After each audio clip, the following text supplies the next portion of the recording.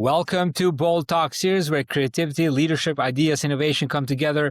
My name is Epi Ludvik, and today I have a privilege to have a short one-on-one conversation with Ben Beckley, CEO of RevHealth. Ben, great seeing you. Welcome to our Bold Talk series. How are you? Excellent. Thank you. Thank you for having me, Epi. Well, great to have you and looking forward to this conversation. Ben, let's go back first. Like, what inspired your passion for helping underserved patient populations, and how did that early motivation shape the leader you are today? Going back in the Wayback Machine here. So my career, early started here in healthcare advertising, and my passion for healthcare started really when I had a chance to work on rare diseases, and specifically a rare disease client. I had the chance to work on diagnostics, devices, pharmaceutical molecules, and it was at a patient advisory board with this specific rare disease client where I watched caregivers of parents of newly diagnosed children go into one room and have a conversation, and then parents of adult patients go into a different room and have a similar conversation. And I was in the room with a young mother of a newly diagnosed patient, and her first words were, "I wish I was in the other room," and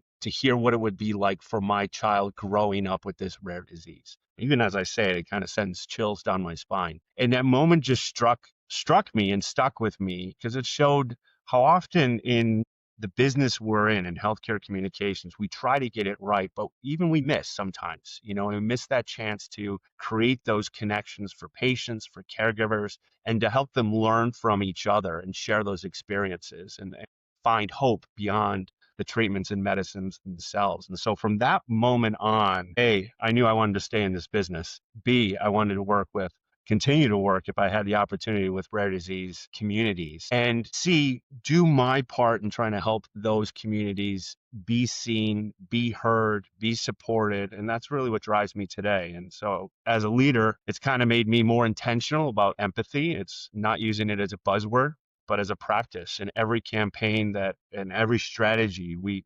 develop here, we should be asking ourselves, are we making this accessible to someone who might be being overlooked? And so that mindset has really kind of grounded my approach in every business I've touched and making sure our teams never lose sight of that. Yeah.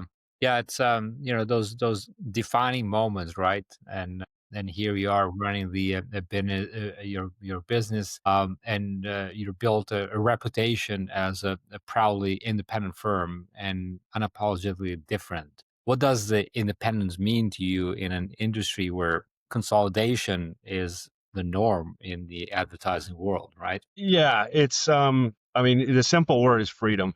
And it's not just financial freedom. Like when I think of independence, it's about, having the creativity and the freedom to be creative, the freedom to kind of chase our passions. It allows us, I think, the chance to kind of prioritize our purpose over politics, to make decisions based on what's best for our teams, our patients, our clients, and the people we serve, versus kind of beholding ourselves to those quarterly meetings. Yes, my job is to kind of behold myself to those quarterly earnings and those meetings. But I think in a world of consolidation, and there's a lot of it happening around us, especially in this environment, being independent really helps us stay nimble and honest. It means we can question convention, take calculated risks, and build a culture where people feel they have ownership and not just the work that they're doing, but the mission itself. I say to my team all the time, if we want to do something on a Tuesday at 4 o'clock, we just go do it because we can. And I hope the team embraces that and that they feel that they can leave their fingerprint at the end of the day on everything we're doing here at RevHealth. Well said. Now, listen, you've talked often about the importance of health equity. What does that true equity look like in practice within healthcare communication, and how is RevHealth driving that vision? Yeah, I think this is a really important question, especially in this days and times. I think true health equity starts with listening, and I mean really listening to the people you're trying to reach in healthcare communications. Equity isn't achieved and I say this to the teams, by simply translating materials or maybe diversifying imagery in the pieces that we're creating. It's really about achieving and co-creating with the communities and listening to them. So at RevHealth, our standard is really around partnering directly with patients, partnering with caregivers, like I talked about earlier, and advocacy groups to really shape the narratives to make them feel authentic, help them feel listened to, and base everything really on lived experiences.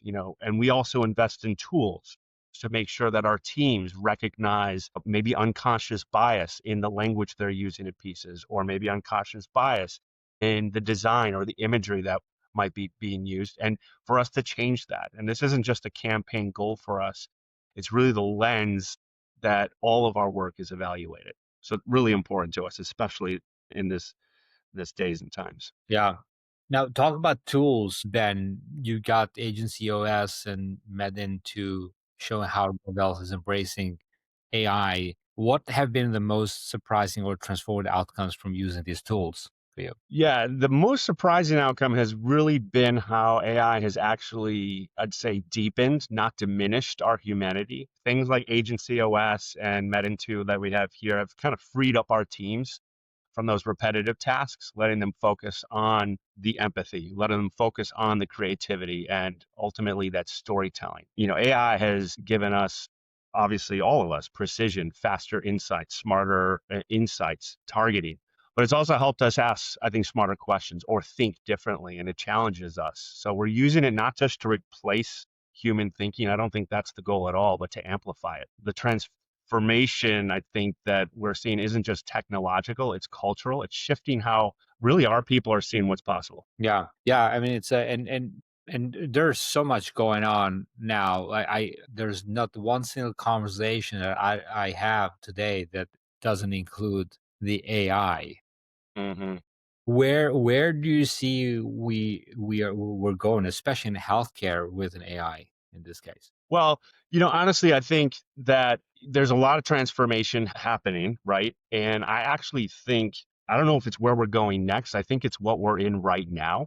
Mm, And it's literally not what's coming, it's what's here. And for years, we've seen the dynamic between patients and caregivers and their physicians and doctor and people searching symptoms online and falling into this rabbit hole of, this is the information and that I'm getting, and then physicians rolling their eyes. Okay, here comes another patient who's, done their search on Dr. Google or on social media. But I think with AI, the game is completely changing.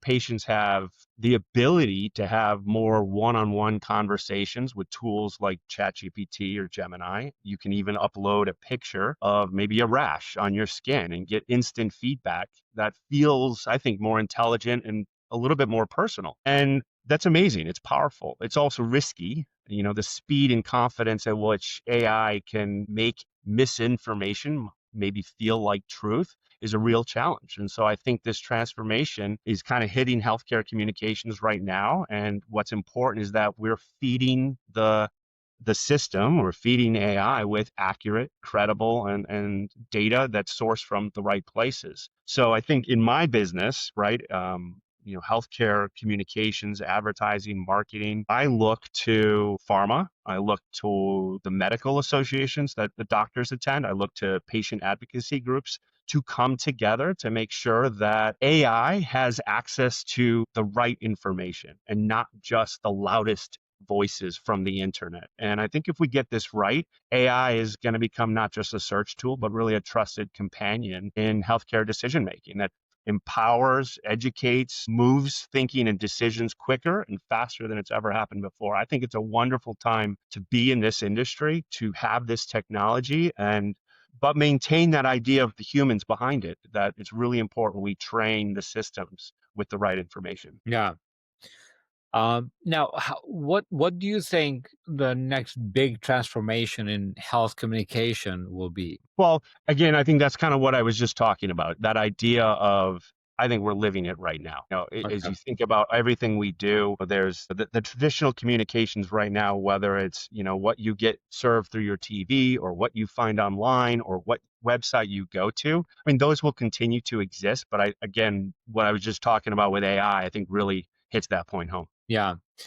because you talk about the on the making sure that we're feeding with the right information, and it's not false, and there's some rail guards that we need to have within these AI tools. And the communication now, it's like it's such a fast speed that today, like we can completely move to a direction that is like it get us to a place that we don't know what is right or what is wrong. How do you uh, know, for example, like, is this coming from a human versus it's coming from an AI tool, and what is right and what is wrong? Yeah, I mean, that's obviously, I think there's sensitivities. And as you're looking at this information, what we try to train our folks on as they're using AI is definitely check the sources, right? Everything you can ask it again after it's given you data point or an answer is, well, tell me where you got that data point from. And then you can literally go check that data point and verify. And I think